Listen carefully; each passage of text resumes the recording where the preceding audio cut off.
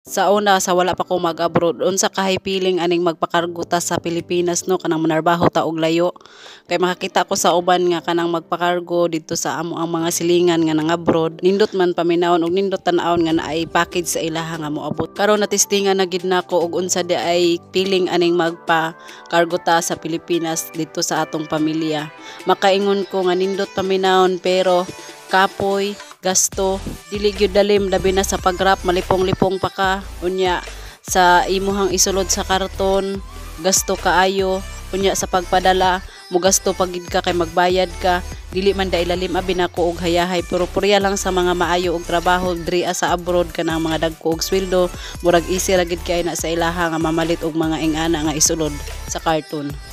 Ang sulod ay ani akong karton mao ni ang akong mga tinigom sukad sa 3 years and 6 months ko diri nag-stay sa akong amo sa wala pa ko niuli sa una niaging tuig nagbakasyon ko sa Pilipinas akong mga gamit naa pa nabilin kay akong plano mobalik pa man ko so inigbalik na nako ipadala ang ako ara ning mga tinigom-tigom mga gamit mga malit ko og kanang mga gamit nako sa kusina kay hunahuna nako pag naa ko sa Pilipinas dili na jud ko makapalit kay wala na ko'y sweldo nga madawat kada buwan.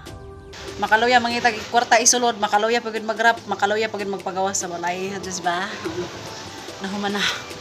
Aray, ni ako then sa akong kauban. Muli na me. Biya na namos gurang.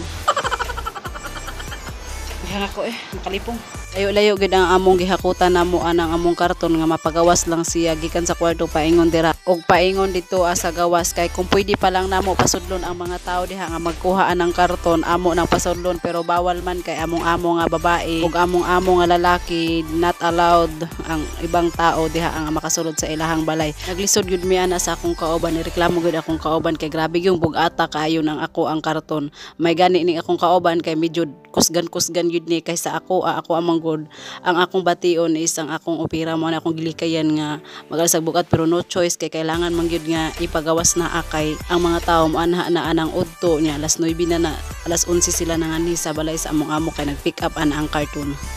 Medyo bintaha na gyud nga nakarga na namo siya og trolley pero grabe ang akong gibati ana oy mura ko gikulata grabing pamaol namuy-puy ang akong kalawasan. Basta ang akong nainom nga tambal duha ka buok duha ka tablet ang akong giinom nga panadol kay nagkaluya-luya gyud ko oy mura ko kanang gitabangan og napo katawo bitaw nga wa ko kabaws. Kining ikaduha nga karton mo ni sa akong kauban medyo binta-bintaha na gid ni kay madaog ra gid na kog ituwad nga ako ra isa nga di gid kay ingon nga mangusog ko og insakto. Sa reklamo akong kauban atong ako oy kay hasta bug-ata gid ko non nakit iyang bukton may gani kay kusgan kay ni siya. Nang iya ha pagpagawas na mo gikan sa kwarto wala na mi kay ana naglisod. Kanang kuan ra ba kay gaan ra man kay siya giguyod-guyod ra namong duha katong ako amo hastang bug-ata gid kaayo. Igum-tigom ra to na ako mga sulod ato kada sweldo namo og manggawas mi mopalit yung ko ana og gamit na ako sa kusina hangtod na naghan sila hangtod na tapok na unya kay pag kuan na puno naman ang karton na pagani wala na karga sunod na lang pudpuhon pero nakaana ko nga di na gyud ko mootro kuha og dakong karton kay hasta bug-ata man gyud ay mura man jud ko gikulata nga kana bitang wala ko kabawas og pila ka buktaw. Gabawas mo tag-ingkod sa atong karton karon makabawas ta. Grabe ka po, naluya mi tamong singto ko kayo. Ikan sa mong kwarto paingon diri sa outside world. Ginoo ko di dali magkargo. Dos ko sakit akong tahe.